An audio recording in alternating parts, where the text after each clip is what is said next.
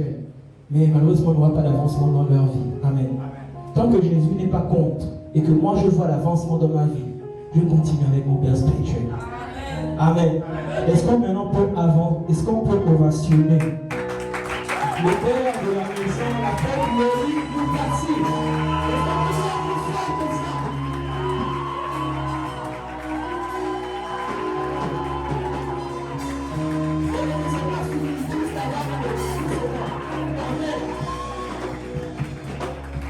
Amen. À côté d'un grand homme, pas derrière un grand homme, à côté d'un grand homme, il y a une grande femme. Amen. J'aimerais que tu puisses également ovationner pour cette femme-là. Maman Laure, elle est bien, merci. Amen.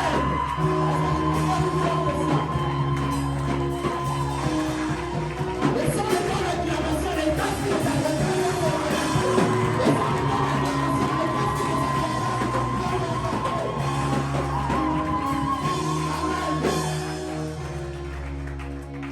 Amen. Honorons nos parents spirituels. Amen. On va débuter. Le thème de mon message ce matin, c'est une nouvelle vie en Christ. Amen. Nous allons être beaucoup structurels. Nous allons vraiment beaucoup lire.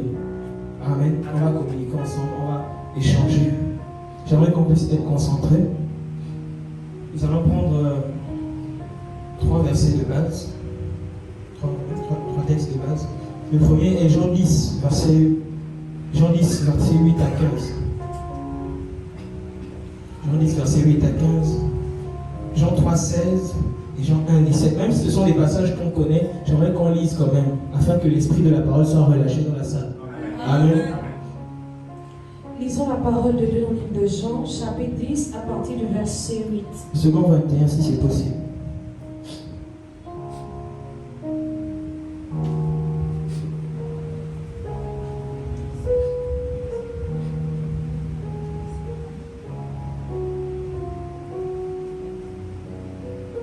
Lisons la parole de Dieu dans Jean 10, version S21, à partir du verset 8. La Bible déclare: tous ceux qui sont venus avant moi sont des voleurs et des brigands, mais les brebis ne les ont point écoutés.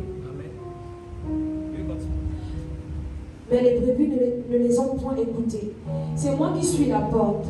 Si quelqu'un entre par moi, il sera sauvé.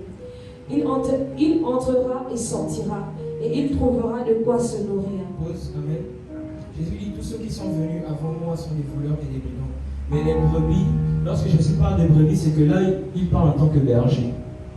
Mais s'il parle en tant que berger, ça veut dire que lorsqu'il dit tous ceux qui sont venus avant moi, ça veut dire qu'avant Jésus, il y a également eu d'autres bergers. Amen. Mais il dit tous ceux qui sont venus avant moi, donc les bergers précédents, sont des voleurs et des brigands. Or, nous savons que les bergers que nous avons eus, c'est Moïse.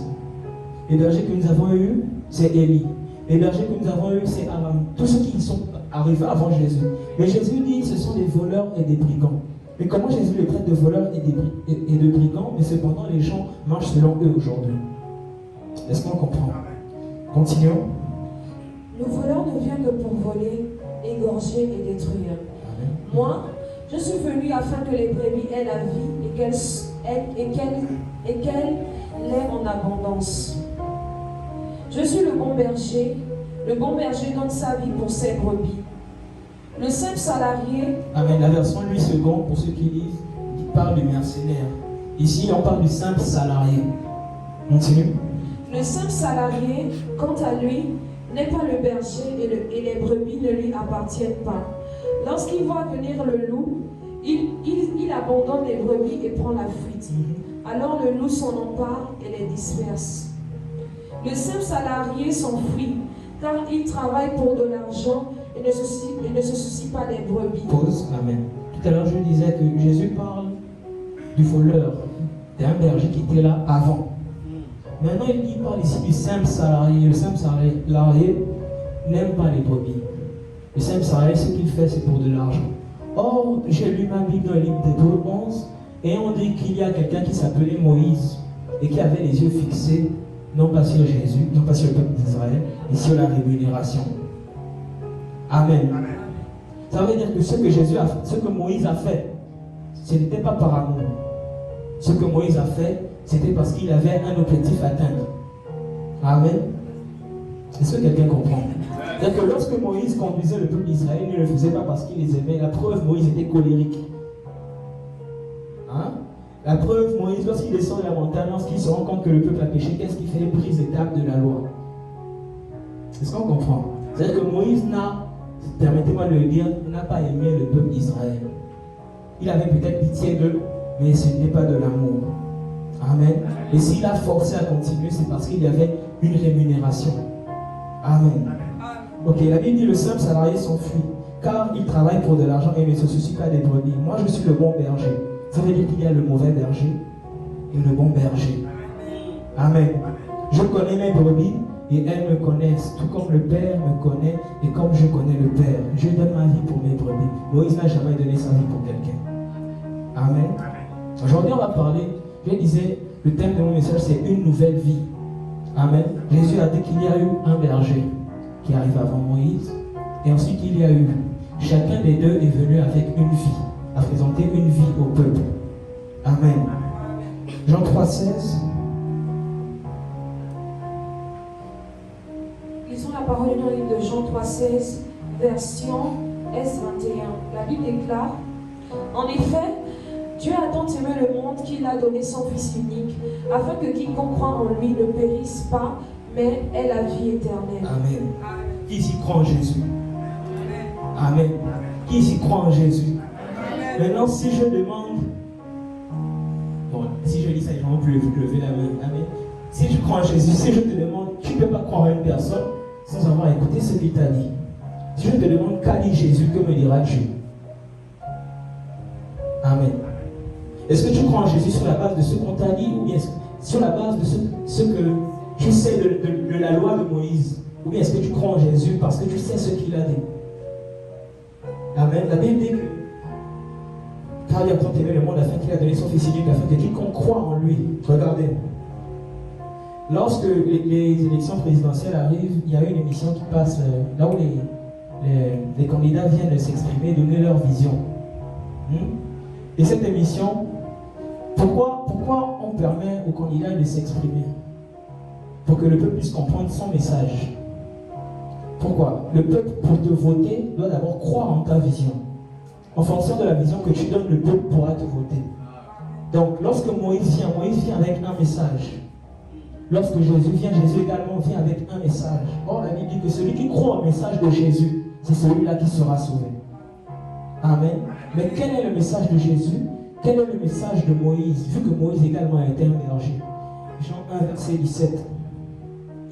Lisons la parole dans le livre de Jean 1, verset 17, version S21. La Bible déclare: en effet, la loi a été donnée à travers Moïse, mais la grâce et la vérité sont venues à travers Jésus-Christ. Amen. Donc, ici la Bible nous dit que Moïse vient avec un message qui est la loi. Tu ne feras pas ci, tu ne feras pas ça. Jésus vient avec un message qui est la grâce et la vérité. Ça veut dire que dans la loi de Moïse, il n'y avait pas la vérité dedans. Amen. Jésus n'aurait pas apporté la vérité si ce que Moïse avait dit était déjà vrai. Amen. Jésus, la Bible dit, Moïse vient avec la loi, mais Jésus vient avec la grâce et la vérité. On a déjà deux messages bien précis qui sont là. D'où le thème de mon message, une nouvelle vie en Christ. À travers cet enseignement, nous allons voir qu'est-ce que la loi nous donne. Qu'est-ce que nous obtenons à travers la loi. Certainement, tu auras des réponses à tes questions, à travers beaucoup de réponses à tes questions. Amen. Qu'est-ce que nous obtenons à travers la loi? Qu'est-ce que nous obtenons à travers la grâce et la vérité donnée par Jésus-Christ? Est-ce que tu peux t'asseoir? La vie apportée par Moïse. Dis avec moi, la vie apportée par Moïse. La loi. La loi. Amen. Ça c'est le petit 1. Petit 1a. La loi de Moïse apporte le péché. Amen. Regardez, aujourd'hui ça va être affirmation, verset biblique. Affirmation, verset. Le but est que lorsque tu ressors de là, tu puisses clairement faire la différence. En fait, tu puisses clairement savoir ce que tu viens faire à l'église. Pourquoi tu viens à l'église. Amen. La loi de Moïse apporte le péché. Et tout ce que vous allez souffrir de bon. Romains 3, verset 20. Quelqu'un d'autre prépare Romains 7, verset 7 à 9. Quelqu'un d'autre, Romains 5, verset 20 à 21. Lisons la parole dans le livre de Romains 3, verset 20, version S21. La Bible déclare... Non, lui c'est bon, c'est bon. Lui c'est bon. La Bible déclare: car nul ne sera justifié devant lui par les œuvres de la loi, puisque c'est par la loi que vient la connaissance du péché. Amen. Dieu disait quoi? La loi donne vie au péché. Amen. Amen. Regardez, la Bible dit que la loi a été donnée pour les enfants. Que la loi est pour les enfants, que celui qui marche sous la loi est comme un enfant. Amen. Amen. Celui qui marche sous la loi est comme un enfant. Et il dit, car nul ne sera justifié devant lui par les œuvres de la loi, donc on va dire la sanctification. Amen. Aujourd'hui, c'est ce qu'on nous enseigne, que pour être sauvé, pour aller au ciel, tu dois être sanctifié. Est-ce que c'est pas ça? Pour être sauvé, il faut que tu arrêtes de boire, que tu arrêtes de fumer, que tu ne feras pas ci, tu ne feras pas ça, tu ne feras pas ça. Amen. Or, est-ce que vous ne remarquez pas que c'est un enfant quand tu ne feras pas ci, tu ne feras pas ça? Amen. C'est la loi, en fait, nous considère comme étant les enfants. La loi a été adressée pour les enfants. Amen. Car lui ne sera justifié devant lui par les œuvres de la loi, puisque c'est par la loi que vient la connaissance du péché. Aussi longtemps que tu diras à un enfant, tu es bête, tu es bête, tu es bête, toi tu ne réussis jamais à l'école, même si c'est vrai qu'il ne réussit jamais à l'école, mais plus tu le lui dis, plus il sera bête. Amen. Si un petit de l'école, il passe, il y a une prise là, je lui dis, le petit n'avait pas les yeux sur la prise. Mais je lui dis, je ne veux pas que tu touches à cette prise. Je ne veux pas que tu touches à cette prise. Mais je n'avais même pas les yeux sur la prise. Amen. Ce qui fait que lorsque je vais tourner le dos, le petit viendra toucher la prise. Parce que l'être humain dans sa nature est attiré par ce qu'on lui interdit.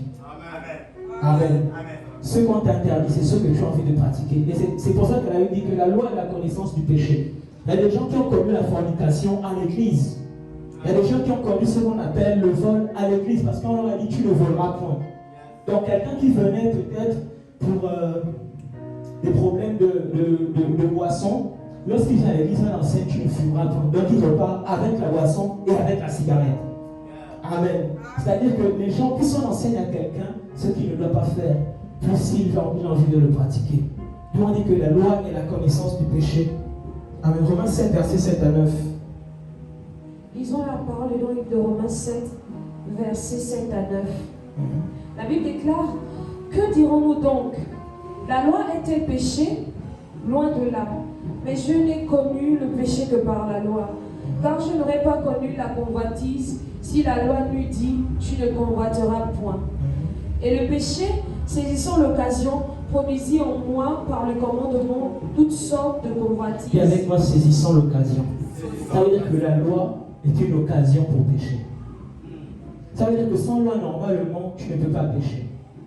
Est-ce que tu comprends maintenant pourquoi, malgré le fait que tu as par exemple, envie d'arrêter, un exemple, la cigarette, tu as envie, la Bible dit que ce que tu ne veux pas faire, c'est ce que tu fais. Amen. Le bien que tu veux faire, tu ne le fais pas. Le mal que tu ne veux pas faire, c'est ce que tu fais. Est-ce qu'au fond, qui lève la main dans le cœur? Qui ici aime pécher? Qui ici, lorsqu'il pêche, est heureux? La preuve que tu n'es pas heureux, c'est que tu culpabilises. Amen. Ça veut dire que personne n'aime pécher. C'est quelque chose c'est une nature, c'est là en nous. Amen. Personne n'aime pécher. Donc, comment faire pour se séparer du péché? Ce n'est pas en t'enseignant à arrêter le péché. Depuis qu'on t'enseignait que tu ne fumeras point, ça c'est même pas dans la Bible, mais on t'a dit ça à l'église. Depuis qu'on t'a enseigné ça, est-ce que tu as arrêté de fumer?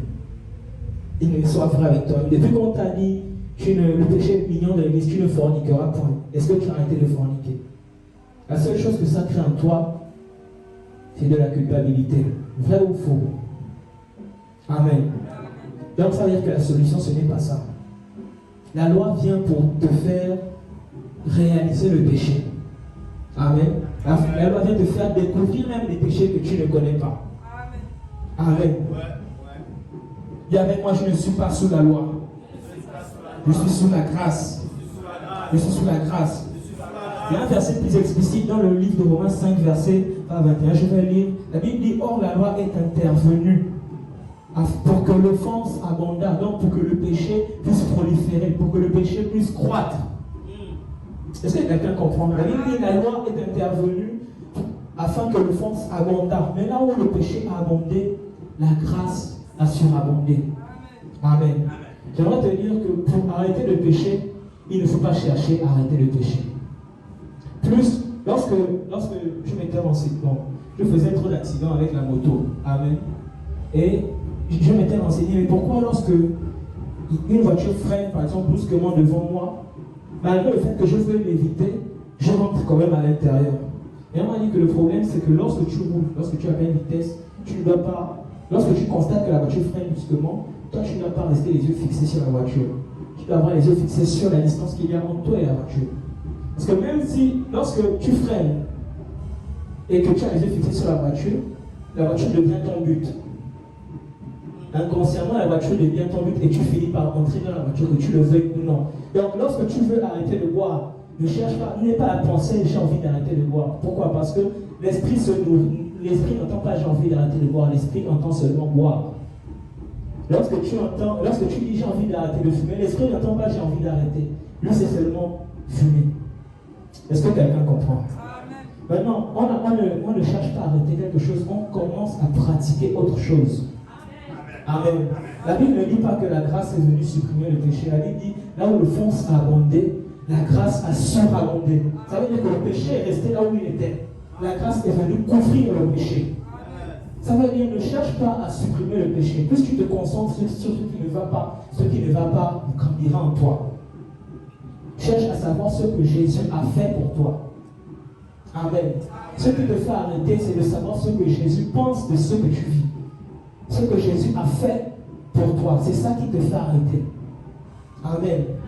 Plus tu te concentres dessus, plus ça occupe tes pensées. Et tel un homme pense, tel il est. Amen. Est-ce que tu peux acclamer?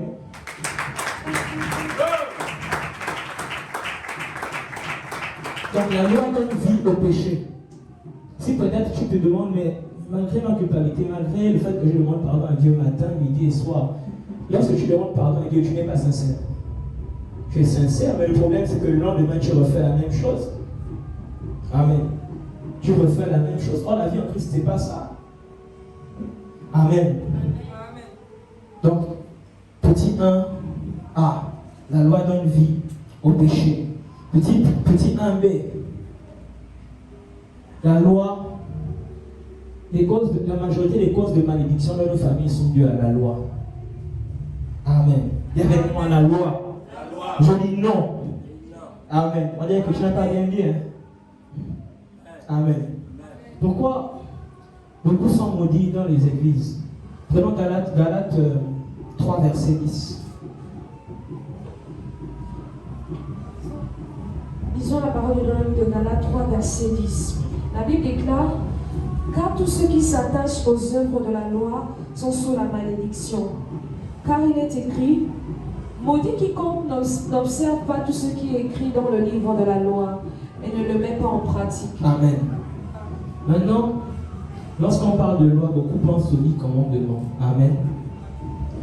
Il n'y a pas plusieurs lois, il y a une seule loi qui regroupe 603 préceptes et ordonnances et 10 commandements. Donc en tout 613 préceptes, ordonnances et commandements. Or, nous ne connaissons, ce qu'on nous enseigne à l'église, c'est seulement les 10 commandements. Je ne sais même pas si tout le monde connaît les 10 commandements. Si ce n'est pas ChatGPT, il n'y a jamais quelqu'un qui connaît les 10 commandements ici. Amen. Bien, les 10 commandements, on a du mal à citer ça. Mais la Bible dit que si tu veux marcher par la loi, celui qui marche sous la loi est sous la malédiction. Pourquoi? Parce que la loi a 613 préceptes, ordonnances et commandements. S'il fallait que nous marchions par la loi, la Bible dit que tu ne délimiteras pas les contours de ta tête. Ça veut dire que tous les hommes qui ont le corsage dans la salle ont péché, selon la loi. La Bible dit que tu ne mangeras pas d'animaux avec les pattes fourchues. Donc tous ceux qui mangent les côtes 6, le porc, ont péché. Vous pensez que les musulmans ne mangent pas le porc? Pourquoi? Parce que c'est écrit dans la Torah, dans la loi. Est-ce que quelqu'un comprend? Si tu manges le sélim ici, selon la loi, normalement tu as péché parce que la Bible dit de ne pas manger de poissons qui n'ont pas d'écailles.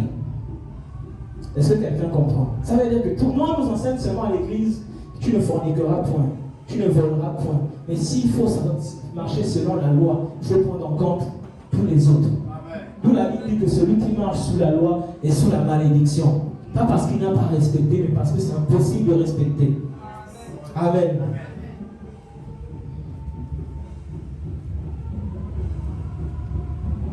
On est à petit 1, B. Petit 1C. La loi engendre la culpabilité. Dis avec moi la culpabilité. La culpabilité. Romains 3, verset 19, Jean 5, 45. Lisons la parole du livre de Romains 3, verset 19. La Bible déclare: Or, nous savons que tout ce que dit la loi, elle le dit à ceux qui sont sous la loi, afin que toute bouche soit fermée et que tout le monde soit reconnu coupable devant Dieu. Relis bien ça, on dirait que au fond, on n'a pas entendu. Or, nous savons que tout ce que dit la loi, elle le dit à ceux qui sont sous la loi, afin que toute bouche soit fermée et que tout le monde soit reconnu coupable devant Dieu. Bien, mais je te pose une question. Est-ce qu'un coupable peut aller au ciel? Non. La Bible ne dit pas coupable devant les hommes. Coupable devant Dieu. Amen. Ça veut dire normalement que lorsque tu marches par la loi, avant même, lorsque tu reconnais que tu es sauvé par tes œuvres, avant même d'avoir commencé à pratiquer les mauvaises œuvres, tu es déjà coupable devant Dieu. Avant même d'avoir commencé à pratiquer les bonnes œuvres, tu es déjà coupable devant Dieu. Pas à cause des œuvres, mais à cause de l'intention. Lorsque ton intention, quand tu pratiques des bonnes œuvres, c'est d'aller au ciel, tu es déjà coupable devant Dieu. Parce que là, tu mets de côté le sacrifice de Christ. Tu dis que si je vais au ciel, c'est parce que je me comporte bien, c'est parce que je fais ci, c'est parce que je fais ça. Et la Bible dit que celui qui marche sous la loi est déjà coupable devant Dieu. Amen. Est-ce que tu peux encore acclamer pour toi? Jean 5, 45. Lisons la parole du livre de Jean 5, verset 45. La Bible déclare: Ne pensez pas que moi je vous accuserai devant le Père. Celui qui vous accuse, c'est Moïse, qui vous avait mis votre espérance. Regardez, Jésus parle. Il dit: ne pensez pas que moi je vous accuserai devant le Père. Jésus ne dit pas que... Regardez. Dans la loi, Jésus dit: Moïse accuse. Or, plus tard, je pense dans le livre de Jean, la Bible dit que Jésus est notre avocat auprès du Père. Donc, Moïse, le berger Moïse, lui ce qu'il fait, c'est nous accuser. Jésus vient nous défendre. Est-ce que vous voyez le contraste dans les assemblées? On nous dit que c'est Jésus qui nous accuse, que c'est Jésus qui nous emmènera en enfer. Or, la Bible dit que Jésus lui-même parle, il dit: ne pensez pas que moi je vous accuserai devant le Père. Celui qui vous accuse, c'est lui, c'est Moïse. Mais Moïse nous accuse comment? Lorsqu'on marche selon sa loi. Amen. C'est le même qui donne la loi, c'est le même qui t'accuse encore. Amen. Dis avec moi: je ne culpabilise pas. Je ne suis pas coupable. Il y a certaines religions qui disent que pour être agréable à Dieu, il faut que tu puisses te sentir mal lorsque tu as péché. C'est faux.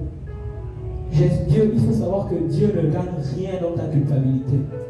Lorsque tu culpabilises, Dieu n'a aucun intérêt là-dedans. La seule personne qui a... Regardez, dans le livre de Job, qui allait accuser Job, qui allait parler de Job à Dieu, c'est le diable. C'est lui qu'on appelle l'accusateur des frères. Le seul, lorsque tu ressens des remords de la culpabilité, ne te dis pas, même si tu ressens des remords peut-être parce que tu as manqué le culte, même si le remords semble, on va dire, la culpabilité semble justifiée, à chaque fois que tu culpabilises, Dieu n'a aucun intérêt à l'intérieur. Au contraire, même la culpabilité bloque le fait que le Saint-Esprit puisse te faire te sentir bien. La culpabilité bloque ta relation avec le Saint-Esprit. Donc la seule personne qui a un intérêt dans ta culpabilité, c'est l'autre. Amen. Dis avec moi: je ne culpabilise pas. Je ne culpabilise pas. Petit 1, D. La loi, depuis qu'on a sauté, je n'ai jamais vu personne mais de nouveau. Je n'ai jamais écouté parler de décès ici. Je n'ai jamais écouté parler. Est-ce que je parle d'un membre de l'église? Amen. Est-ce qu'on a déjà eu ce genre de cas ici? Je ne pense pas. Amen. Ok. La loi apporte la mort, la condamnation, la possession démoniaque, l'oppression. Amen. Prenons 2 Corinthiens 3, versets 7 à 9. Regardez. Qui a apporté la loi de Moïse? Moïse a apporté l'étape de la loi sur quoi? Les pierres. Amen. Allons-y, prenons. Lisons la parole de Dieu dans le livre de 2 Corinthiens, chapitre 3, à partir du verset 7. La Bible déclare: Or, si le ministère de la mort, gravé avec des lettres sur des pierres. Pause d'abord. Si le ministère de la mort, gravé avec des lettres sur des pierres. Est-ce que ce n'est pas de cette même loi gravée sur les pierres, la compte de. Est-ce que ce n'est pas. Ce n'est pas cette même loi qu'on te demande de marcher à l'église. Ce n'est pas la même loi là qu'il appelle le ministère de la mort. Ce n'est pas ça qu'on te demande de pratiquer à l'église. Amen. Mais qu'est-ce que ça veut dire? Lorsque tu pratiques la mort, tu emmènes la mort dans ta famille. Lorsque tu pratiques la loi, lorsque tu marches selon la loi, tu appelles la mort dans ta famille. La Bible appelle ça le ministère de la mort. Amen. Si on dit en Christ, lorsque tu es en Christ, lorsque tu es béni ici, c'est pour bénir les membres de ta famille. C'est que lorsque tu vas à l'église, tu écoutes le ministère de la mort, c'est également pour maudire les membres de ta famille. Amen. Et c'est pour ça que beaucoup souffrent, la majorité des pauvres, des personnes médiocres, des personnes souffrantes sont dans les églises à cause de ce qu'elles entendent. Amen. Est-ce que vous savez que l'évangile de la grâce, les hommes de Dieu connaissent ça? La Bible dit qu'ils retiennent la vérité captive. Donc vous allez voir, beaucoup diront, mais l'homme de Dieu roule en voiture pendant que les fidèles souffrent. Pourquoi? L'homme de Dieu a trouvé le secret. Mais le problème, c'est qu'ils disent que si on dit son peuple, le peuple va vouloir pécher. Mais si vous ne péchez pas, pourquoi vous dites que le peuple va pécher? Amen. Ils connaissent l'évangile, ils savent ce qui donne la vie. Amen. Mais ils préfèrent dire, parce qu'il y a des hommes de Dieu qui leur disent, non, si on leur dit ça, ils n'auront plus peur.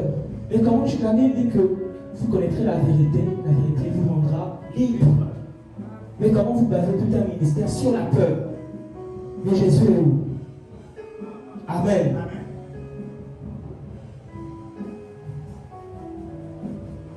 Donc la loi apporte la mort, la condamnation, la possession démoniaque. Amen.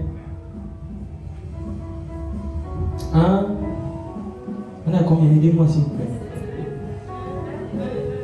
Un E. Amen. Ça va, c'est presque terminé. Un E. Bon, là on est plus à un E. On passe. Bon, c'est la transition. Christ met fin à la loi et à toutes ses malédictions lorsqu'on croit en sa grâce. Amen. Est-ce qu'on peut prendre Romains 10, verset 4 et une autre personne, Matthieu 5, verset 17.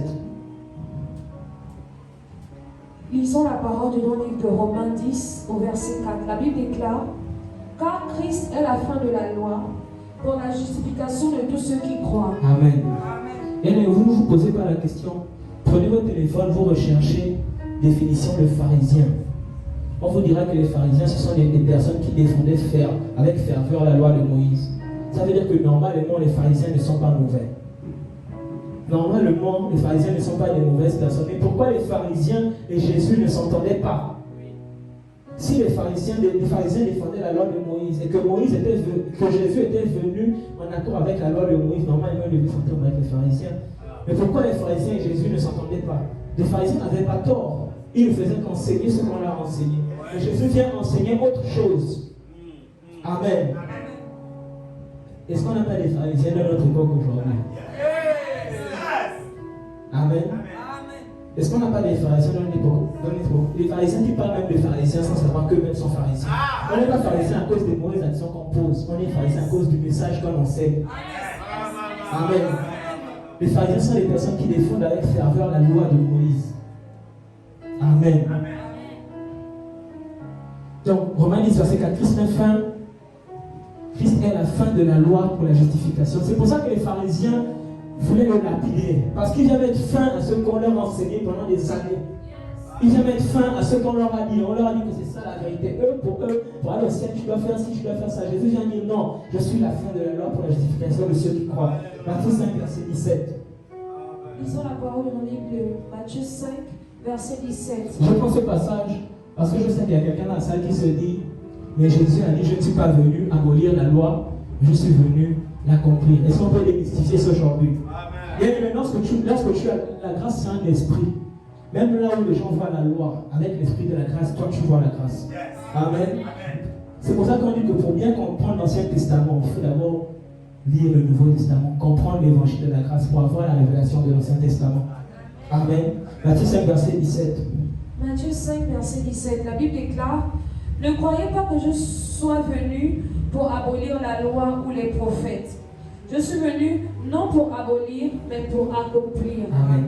Il y a des gens qui prennent, lorsqu'on va évangéliser, il y a des gens qui prennent ce passage pour dire, mais Jésus dit que je ne suis pas venu abolir la loi. Et c'est ça, Jésus n'est pas venu abolir la loi.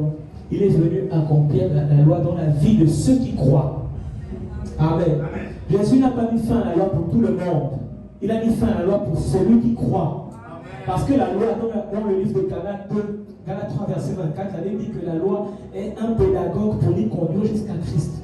Or, un pédagogue, je disais tout à l'heure que celui qui est sous la loi, c'est un enfant. Un pédagogue, c'est un tuteur. Celui qui te garde en attendant que le Père arrive. Amen. Galates 3, verset 24 dit, ainsi la loi est comme un pédagogue pour nous conduire à Christ afin que nous soyons justifiés par la foi. Ça veut dire que tant que tu n'as pas entendu l'évangile de la grâce, ce que Jésus dit, normalement tu dois être sous la loi. Parce que la grâce vient avec le Saint-Esprit. Comme une personne sous la loi n'a pas de Saint-Esprit. Amen. La loi te dira, tu ne feras pas ci, tu ne feras pas ça. La loi en fait est là pour te maintenir en fait. S'il n'y a pas de loi, tu n'as pas Dieu, tu n'as pas le Saint-Esprit, tu vas à la perdition. La loi est là pour te maintenir en attendant que le Saint-Esprit arrive en toi par la grâce. Et la Bible dit que lorsqu'il vient maintenant en toi, il grave ses lois dans ton cœur. Ça veut dire, je disais que la loi est faite pour les enfants. L'enfant, ok. Lorsque nous étions enfants, nos parents nous interdisaient de toucher les prises. Vrai ou faux? Amen. Tu ne toucheras pas ça, tu ne toucheras pas ça. Amen. Lorsque nous avons grandi maintenant, amen. Certains ici louent. Maintenant que vous êtes libre, pourquoi vous ne touchez pas à la prise? Vos parents ne sont plus là. Pourquoi vous ne touchez pas à la prise? Amen. C'est ce que la grâce dit. Regardez. La loi te considère comme un enfant, mais la grâce, c'est Dieu qui te fait confiance. Amen. La grâce vient dire tout est permis, mais tout n'était pas utile. Ça veut dire fais comme tu veux. Amen. Est-ce que quelqu'un comprend? Aujourd'hui, tu as accès à combien de prises dans ta maison? Mais pourquoi tu ne le fais pas? Parce que tu es conscient que ce n'est pas utile pour moi de toucher la prise. Amen.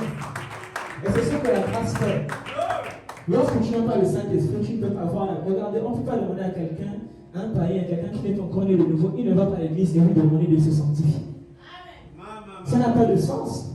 C'est pour ça que la Bible dit que Jésus s'est fait sanctification pour nous. Amen. Lorsque Jésus fait sanctification pour nous, il vient en toi. Tu vis maintenant. La grâce, c'est l'ADN, c'est le caractère de Dieu. Amen. Tu agis comme Dieu, tu fais comme Dieu. Tu sais, regardez, la loi t'oblige. Amen. La grâce, tu as envie de faire. Parce que c'est Dieu qui te pousse à faire. Amen. Je disais que le but n'est pas de chercher à arrêter. Le but est de chercher à entendre l'évangile, à comprendre. Amen. Bien aimé, il y a des multiples témoignages dans cette salle. Moi-même en premier. Amen. Il y a des multiples témoignages. Avant que je n'écoute l'évangile, je l'ai dit tout à l'heure, je suis issu d'une famille où on dit qu'il faut faire telle chose pour aller au ciel, pour être sauvé. Amen. Et pourtant, c'est là-bas que je fumais encore. C'est là-bas que je prenais encore les comolos. Mais pourtant, on me dit d'arrêter, mais je fais ça. Mais pourquoi lorsque je viens là où on enseigne la grâce, là où on me dit tout est permis, mais tout est utile, on ne m'a jamais demandé d'arrêter de faire, mais j'arrête. Amen. Vous voyez que ce n'est pas question de ne fais pas ci, ne fais pas ça, c'est question de comprendre qui tu es. Amen. Comprendre ce que Jésus a fait, comprendre qui tu es, et c'est ça qui te permet, je ne veux pas dire d'arrêter. Parce que selon Jésus, tu n'as même jamais commencé. Amen. C'est ce qu'on appelle la nouvelle créature. Ce que tu as fait est passé. Les choses anciennes sont passées parce que tu es né de nouveau. Amen. Est-ce que tu peux acclamer pour toi-même?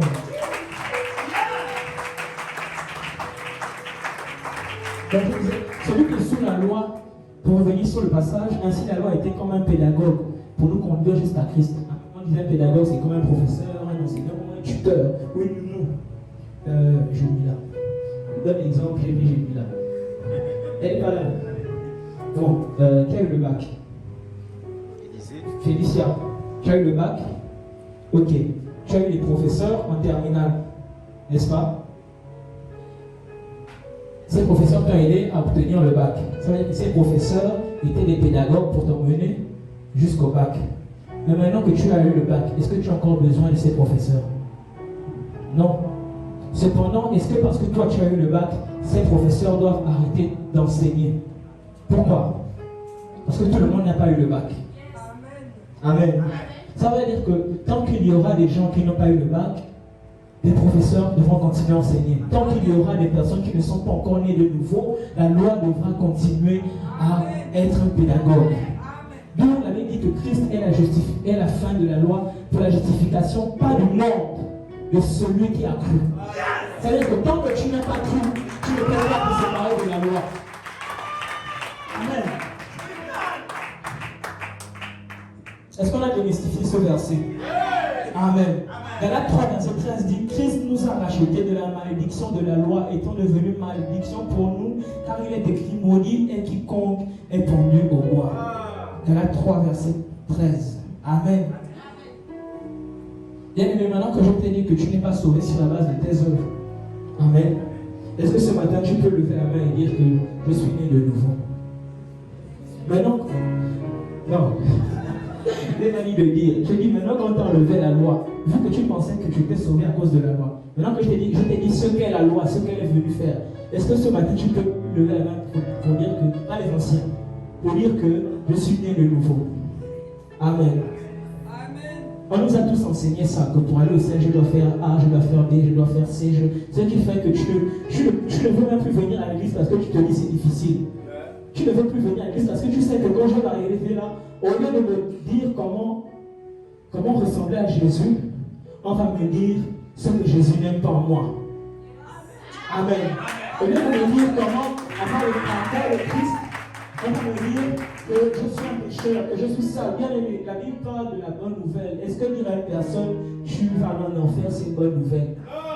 Ça m'énerve souvent dans les taxis, parce que les soi-disant évangélistes qui transpirent là viennent, bon, il fait chaud, ils viennent et ils te disent: est-ce que je peux te parler de la bonne nouvelle? Tu te dis: bon, je vais entendre. Et quand il te parle, il commence à te citer ce que tu ne dois pas faire et te dire que si tu fais ça, tu iras en enfer. Bien aimé, est-ce que ça n'énerve pas? On te dit qu'on va t'annoncer une bonne nouvelle, mais ce qui sort, c'est une mauvaise nouvelle. Peut-être tu essayais même d'arrêter quelque chose, mais on vient te rappeler. En fait, c'est-à-dire qu'on vient enfoncer le clou. Amen. Or, regardez, vous aimez les évangélistes là. Mais est-ce que Jésus, lorsqu'il marchait, les gens ne couraient pas derrière lui? Ça veut dire que normalement, les évangélistes là même, c'est même pas eux qui doivent venir vers vous. C'est vous qui devez soupirer après eux. Mais qu'est-ce que Jésus enseignait qui faisait en sorte que les foules courent après lui? Amen. La bonne nouvelle. Amen. Regardez comment Moïse réagit, comment la grâce réagit. Lorsque est-ce qu'il y a quelqu'un ici qui se prostitue? Lève la main dans le cœur. Amen. Lorsque les pharisiens, regardez, il y avait une prostituée, regardez la réaction de Moïse, la bidon là. Amen. Et regardez la réaction de Jésus. Regardez la réaction de la loi, regardez la réaction de la grâce. Or, je ne pense pas qu'ici quelqu'un se prostitue. Mais toi, à cause du petit verre de vin que tu as pris hier au mariage, on t'a dit que tu vas aller en enfer. Mais Jésus dit quoi, la prostituée? Ce passage encore, les gens se servent de ça pour dire: mais Jésus lui a dit de ne plus pécher. Non. Regardez, Jésus lui dit: est-ce que ceux qui sont autour de toi te condamnent? Elle dit non. Est-ce que qu'est-ce qu'il dit? Aidez-moi s'il vous plaît. Est-ce que ceux qui sont autour de toi te condamnent? Moi non plus, tu ne te condamnes plus. Alors toi ne te condamnes plus. Mais la condamnation, c'est quoi? On a dit que la loi est la connaissance du péché. C'est-à-dire que tant que la loi la condamnait, Jésus lui dit que la loi ne te condamne pas. Moi, la grâce, je ne te condamne pas. C'est que tu n'as aucune raison de te sentir condamné. Est-ce que vous voyez? Ça veut dire que le péché prend son pouvoir lorsque tu prends en considération la condamnation. Amen.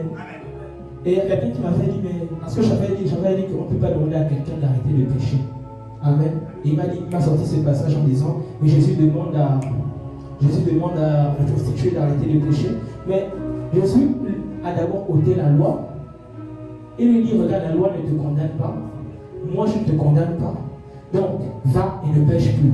Ça veut dire que tant que la loi te condamne, tu vas toujours pécher. Tant que la loi te condamne, tu vas toujours pécher. Donc, nous, je demande qu'on ne demande pas à quelqu'un d'arrêter. On peut demander à un juste, quelqu'un qui était justifié d'arrêter de pécher. Je peux lui demander arrête de pécher. Mais ce n'est pas de son vouloir. La Bible dit que c'est le Saint-Esprit qui va nous le vouloir et le faire. Amen. Donc, tant qu'il y a la loi, tu pécheras toujours. Et on ne peut pas te demander d'arrêter de pécher si on n'a pas retiré la loi. La Bible dit sans la loi est manifestée la justice de Dieu. Amen. Est-ce que tu peux encore acclamer?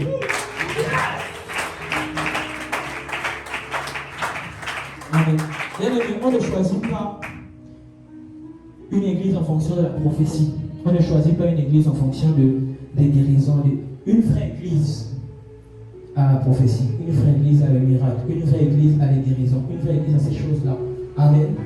Mais si elle n'a pas le message de Jésus, ce n'est pas une vraie église. Amen. Et quel est le message de Jésus? C'est l'évangile de la grâce. D'où je disais que, vu que peut-être on t'a enseigné que tu es né de nouveau parce que tu as arrêté de faire telle chose, ça veut dire que c'était ta base. Mais maintenant que je t'ai dit que cette base est fausse, où te situes? Où en es-tu? Amen. Maintenant que je dis que cette base-là, elle est fausse, où en es-tu? On parle depuis là, c'est vrai que la parole, je n'invente pas. Amen. On ne choisit pas une église parce que le pasteur prêche bien. On choisit une église à cause de la parole. À cause de l'évangile. C'est-à-dire que lorsque tu arrives dans une église, se limiter même encore à dire que je viens dans une église, parce que tout le monde dit on est dans les temps de la grâce, mais très peu enseigne la grâce. Amen. On est dans les temps de la grâce, mais tu sais, il faut aussi faire. C'est-à-dire que les gens ne sont pas sûrs. Donc si je me donne 100% à la grâce et qu'au final, c'est pas ça, je fais comment? Bon, il faut quand même que je mette un peu de Moïse. Et puis, on peut suffit de mettre à la fois. Si tu suis Moïse, Jésus là-bas, tu marches comme ça. Amen. C'est soit Jésus, soit Moïse. Amen. Est-ce qu'on peut maintenant rentrer pleinement dans le message de Jésus? Ce qui nous concerne. Est-ce que tu peux d'abord acclamer pour le voir et voir? Amen. Et beaucoup ont du mal dans leur marche avec Christ. Parce qu'ils ne savent pas en fait où ils en sont. Il va dans une église, on lui dit que Jésus est amour, Jésus c'est celui. Mais dans une autre église, on lui dit que mais si tu fais ça, tu iras en enfer. Mais finalement, Jésus, la Bible dit que si vous méchants comme vous êtes, vous savez donner de bonnes choses à vos enfants, à plus forte raison moi. Amen. Mais on te dit Jésus est amour. Amen. Jésus est compatissant. Jésus est ci, Jésus est ça. Mais on te dit encore que le même Jésus là, si tu fais ci, tu iras en enfer. Dans la suite de Jean 3,16, la Bible dit que ceux qui ont cru n'iront point en jugement. Amen. Jésus n'envoie personne, n'envoie pas ceux qui ont cru en enfer. Lorsque tu es enfant de Dieu, si toi, ton enfant, c'est pour ceux qui ont enfanté, lorsque ton enfant pratique une mauvaise action, aussi mauvaise soit-elle, je ne pense pas que tu peux dire que tu le renies.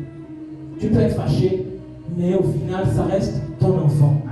Mais nous, on nous enseigne que lorsque tu commets mauvais, lorsque tu pêches, tu sors, le Saint-Esprit sort de toi. Lorsque tu demandes pardon, le Saint-Esprit revient à toi. Lorsque tu pêches, le Saint-Esprit sort. Donc, le Saint-Esprit joue au ping-pong. Hein? Il joue, je ne sais pas, il joue au tennis dans ta vie. Donc maintenant, si au moment où il est sorti de toi, là, tu meurs, tu vas où? Amen. On avait dit que le Saint-Esprit est scellé en toi. C'est le feu de l'enlèvement. Quelque chose qui est scellé ne peut pas être retiré. Amen. Vous comprenez pourquoi la Bible dit n'attristez pas le Saint-Esprit. Si le Saint-Esprit avait le choix, il devait sortir. Mais on dit n'attristez pas parce qu'il n'a pas le choix, il est obligé de venir là. Il est collé à toi. Amen. Malgré la tristesse, il est là. Et tellement il est compatissant, c'est encore lui qui va venir pour consoler le consolateur. Amen. J'aimerais te dire ce matin que même quand tu tombes, sache que c'est même nécessaire de tomber. Amen.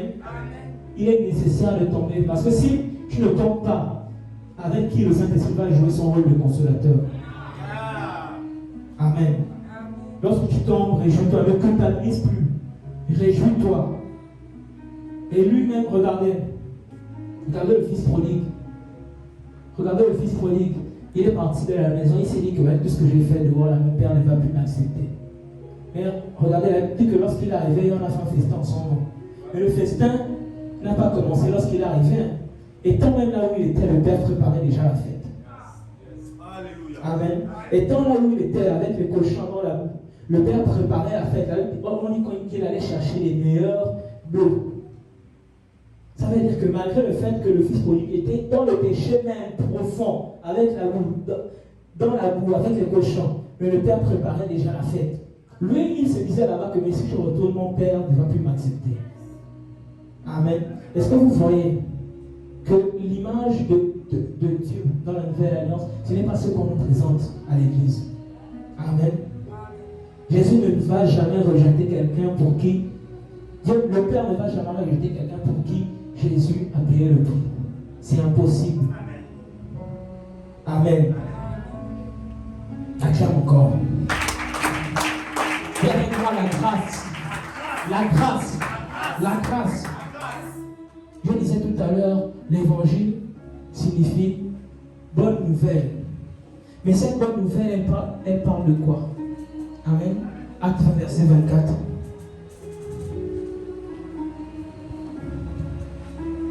Lisons la parole dans le livre de Acte 20, au verset 24. La Bible déclare: mais je ne fais pour moi-même aucun cas de ma vie, car si elle m'était précieuse, pourvu que j'accomplisse ma course avec joie, et le ministère que j'ai reçu du Seigneur Jésus, d'annoncer la bonne nouvelle de la grâce de Dieu. Amen. Ça veut dire que lorsqu'un évangéliste transparent vient vers toi, qu'est-ce qu'il doit t'annoncer? La bonne nouvelle de la grâce de Dieu. Amen. S'il vient t'annoncer la bonne nouvelle et que ça n'a rien à voir avec la grâce de Dieu, refuse, ce n'est pas l'évangile. Amen.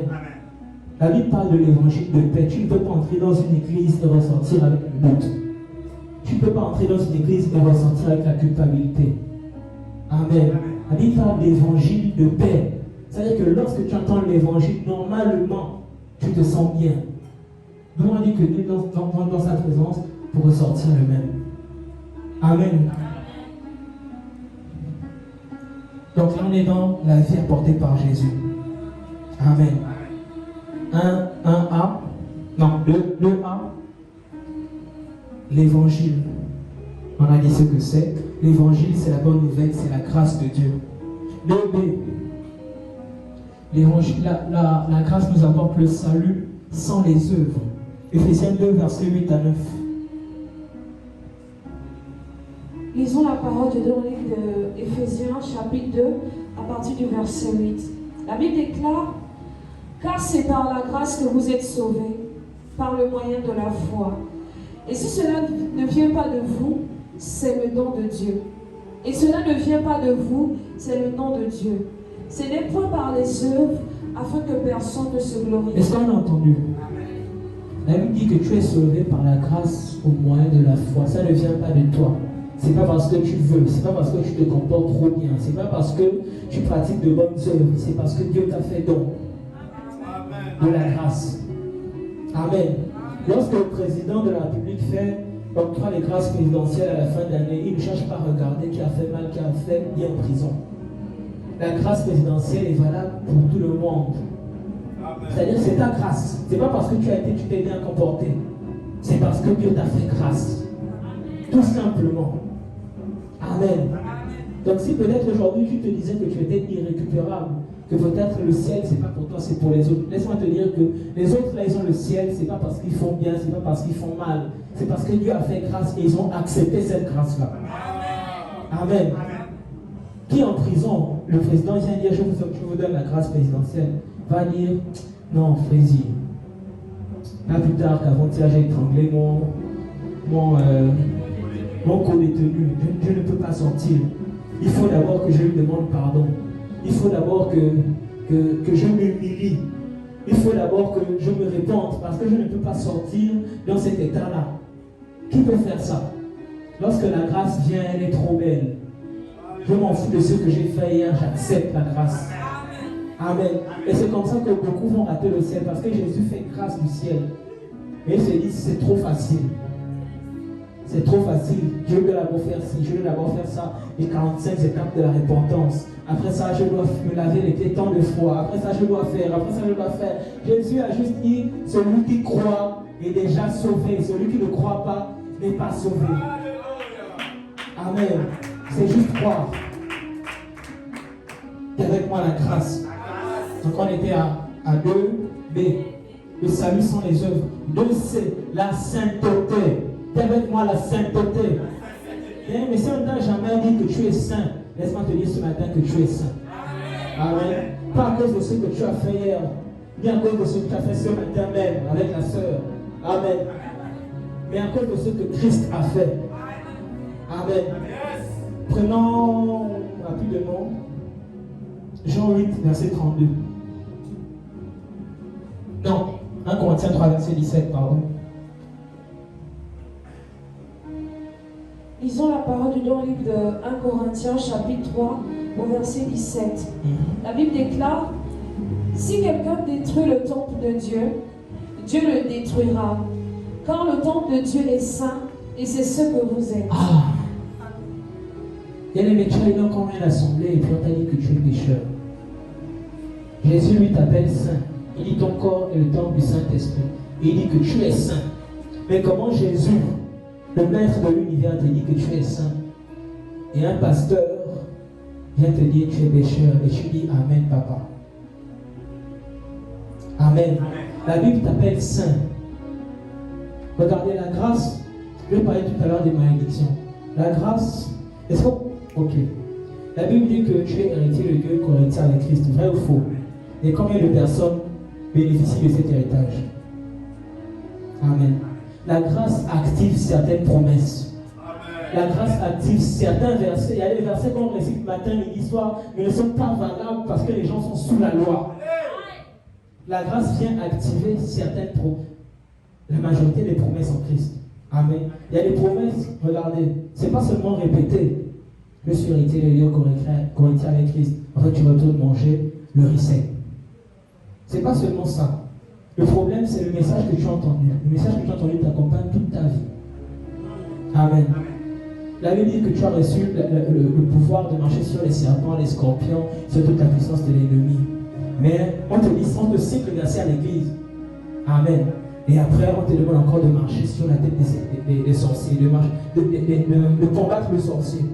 On te demande encore, regardez que les versets perdent leur valeur sous la loi. Les versets perdent leur efficacité sous la loi. Amen. D'où je disais qu'en comprenant ce qu'est la grâce, tu vivras maintenant le miraculeux. Comprenant ce qu'est la grâce, tu verras que les versets, ce qu'on écrit dans la Bible, là, on n'a pas écrit ça pour les animaux. On écrit ça pour toi. Amen. Pour les enfants de Dieu, c'est la grâce qui fait de toi un enfant de Dieu. Ce n'est pas la sanctification. Amen. Tu te sanctifies parce que tu es un enfant de Dieu. Tu ne te sanctifies pas pour devenir enfant de Dieu. Amen. On était à 1, à 2, 2C. 2D, la liberté. Jean 1, verset 17 disait la loi est venue par Moïse, la grâce et la vérité sont venues par qui? Par Jésus. Or, dans Jean 8, verset 32, vous connaîtrez la vérité et la vérité vous affranchira. Ça veut dire que qu'est-ce qui te donne la liberté? La vérité. Quelle vérité? La grâce.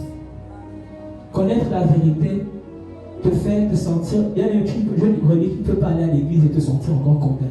Ça n'existe pas. Tu ne peux pas aller dans une vraie église où on enseigne le vrai Jésus et te sentir encore condamné. Ça ne dépend pas de ce que tu as fait. Amen. Jésus a dit déposer mes fardeaux à vos pieds. Amen. Jésus n'a pas dit pleurer pour vos fardeaux. Amen. Ça ne dépend pas de ce que tu as fait. Lorsque tu reçois la grâce, tu te sens libre. C'est pour la liberté. Amen. Romains 8, verset 1. Il n'y a donc maintenant aucune condamnation pour ceux qui sont en Christ. Est-ce que dans les églises de la loi, on ne récite pas ce verset? Amen. Et pourquoi on te dit que tu vas encore en enfer? Or, la Bible dit, il n'y a plus de condamnation pour ceux qui sont en Christ. Mais on appelait la loi tout à l'heure le ministère de la condamnation. Amen. On va avancer. La grâce te donne la puissance sur le monde des ténèbres.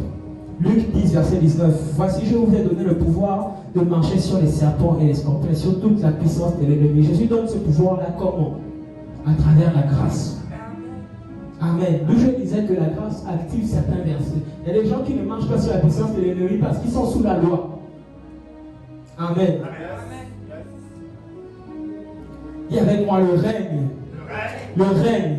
Romains 5, verset 17. Si par l'offense d'un seul, la mort a régné, par lui seul. À plus forte raison, ceux qui reçoivent l'abondance de la grâce et le don de la justice, ce dont Papa a parlé il y a quelques semaines, la justice de Dieu, régneront dans la vie par Jésus-Christ lui seul. Ce n'est pas régner au ciel, c'est régner ici sur terre. De tout à l'heure, je vous disais que certains hommes de Dieu connaissent ce qu'on enseigne ce matin, mais ils ne l'enseignent pas aux fidèles. D'où vous voyez ce contraste. Mais pourquoi l'homme de Dieu prospère et les fidèles ne prospèrent pas? Parce qu'ils connaissent l'évangile, mais ils ne veulent pas donner aux fidèles. Ils limitent les fidèles au lait. Tu ne feras pas ceci, si tu fais ça, tu vas en faire, si tu fais ça, mais eux, ils ont la vraie parole, ils ont la vraie nourriture. Est-ce qu'ils ne sont pas mauvais? Amen. Ils ont la vraie bouffe, la vraie nourriture cachée. La Bible dit qu'ils retiennent la vérité captive. Amen. Bien-aimé, c'est rare de voir ce genre d'assemblée où on te donne la vérité. Amen. Joseph, je ne sais pas si je trouve ce qu'il dit que nous sommes responsables de ce que nous enseignons, mais nous ne sommes pas responsables de comment les gens comprennent. Amen. On donne la vérité, on fait confiance au Saint-Esprit pour convaincre les cœurs. On ne dit pas qu'on enseigne le mensonge parce qu'on veut nous tenir les gens dans la peur, le cœur qui ne pêche. Non, on donne la vérité. C'est le Saint-Esprit qui convainc les cœurs. Amen. La grâce donne l'assurance de son salut. Tu ne peux pas aller à l'église et ne pas être sûr d'aller au ciel. Tu ne peux pas aller à l'église et avoir peur de mourir parce que tu te dis si je meurs, je vais où? Amen. Romains 8, verset 16 à 17. L'Esprit lui-même rend témoignage à notre esprit que nous sommes enfants de Dieu. Or, si nous sommes enfants, nous sommes aussi héritiers de Dieu et co-héritiers de Christ. Si toutefois nous souffrons avec lui afin d'être glorifiés avec lui. Amen. L'Esprit lui-même rend témoignage à notre esprit que nous sommes enfants de Dieu. Est-ce que tu as la certitude que si par exemple ce soir tu meurs, tu vas au ciel? Amen. Amen. C'est la grâce qui donne ça. Dans la loi, tu as cette peur-là. Les gens peuvent le dire, nos fois ils se disent, ah, avec ce que j'ai fait là, quand même, c'est pas sûr. Amen. Mais la grâce te donne la certitude parce que tu ne te mis plus, tu deviens Jésus. Et si Dieu ne peut refuser l'accès au ciel à Jésus, c'est pas toi qui vas refuser l'accès au ciel. Tel Jésus est, tel tu es dans ce monde. C'est-à-dire qu'il n'y a aucune différence entre Jésus et toi. Amen.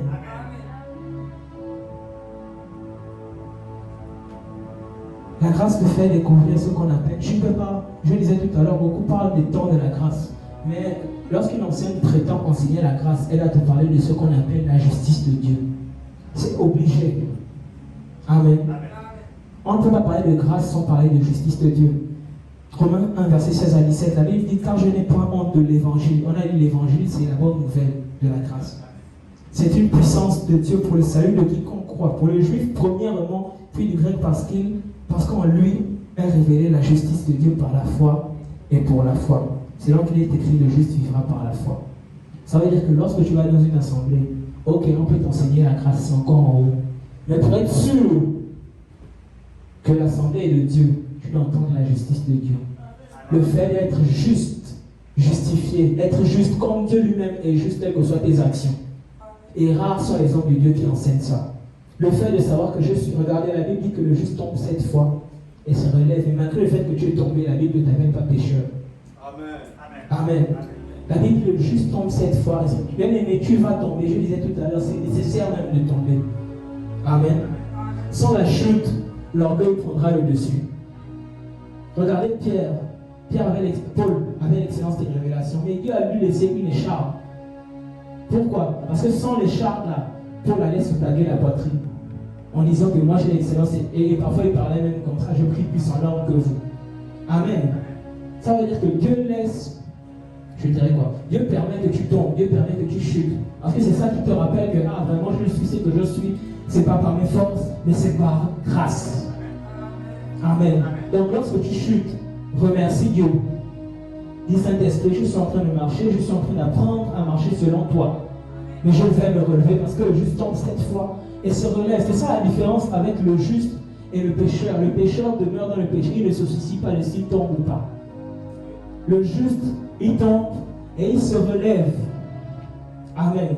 Donc lorsque tu tombes dans le péché, ne pleure plus. Amen. Le fait de tomber dans le péché ne te fait pas devenir pécheur. Tu es un juste qui est tombé.